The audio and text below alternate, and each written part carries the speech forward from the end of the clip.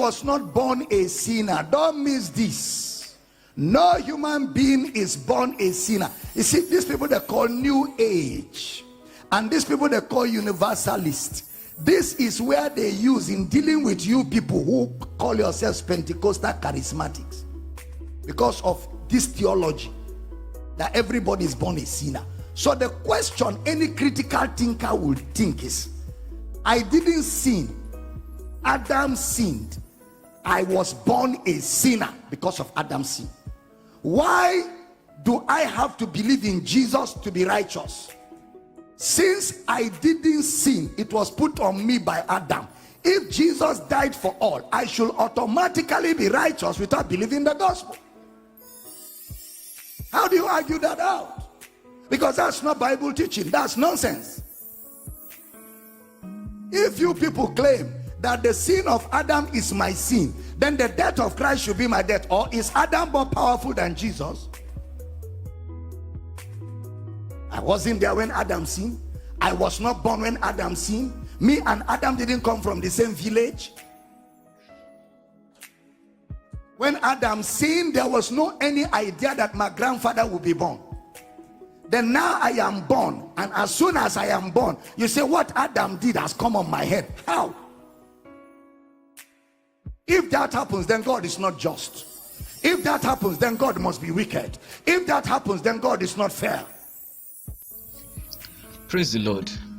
So from that message, what Papa is saying is that it will be unjust for God to call everyone a sinner just because one man, that is Adam, sinned. That it will be unjust. But it is not unjust. It is not unfair. That is how life is. How do I mean? There is a story in the Bible talking about the 10th plague that God released on Israel. The 10th plague. Did you know that it was the king alone that refused the children of Israel from leaving Egypt? But when the plague came, all the first sons, both animals, both humans, everything, the firstborn of every of those living things, they were killed. Why didn't the plague affect only the king? Even the king's son was innocent, because he was not the one taking decision for the refusal of the children of Israel from leaving Egypt, but he paid the price. We still have another story in the Bible, that the story of the prophet who borrowed money, or who took a loan, and the prophet died.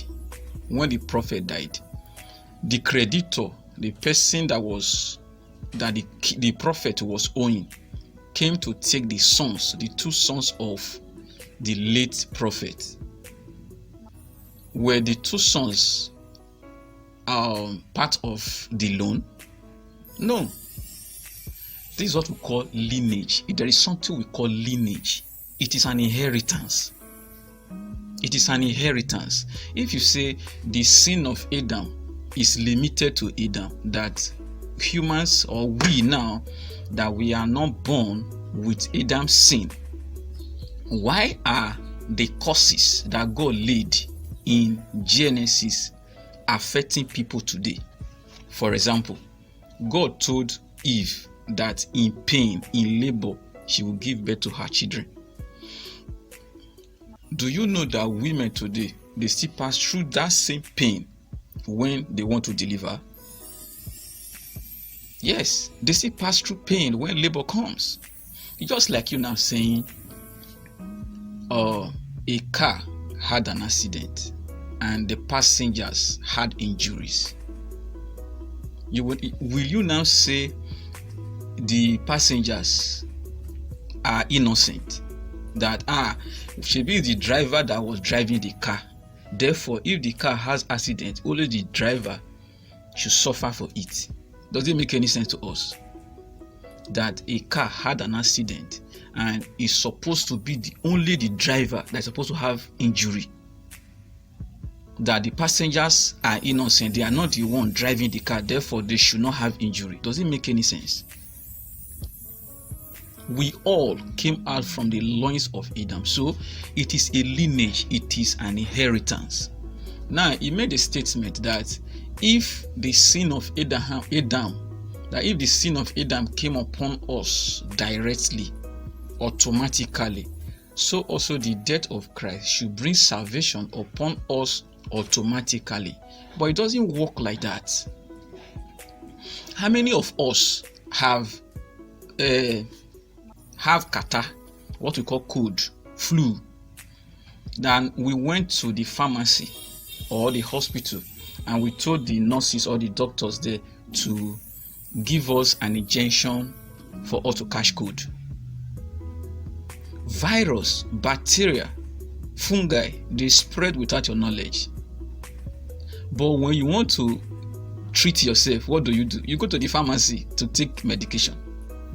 So virus spread without your knowledge. It enters you without your knowledge. That is sin. Sin enters, and we know that sin produces death. So once sin enters, death will follow. But Jesus is the vaccine. You cannot get vaccine from the air. Vaccine does not spread. Vaccine is taken, and vaccine needs your knowledge. You must go for it. Vaccine doesn't spread, but virus does. This message that people are not born sinner is not true. Please go and delete it. God bless you.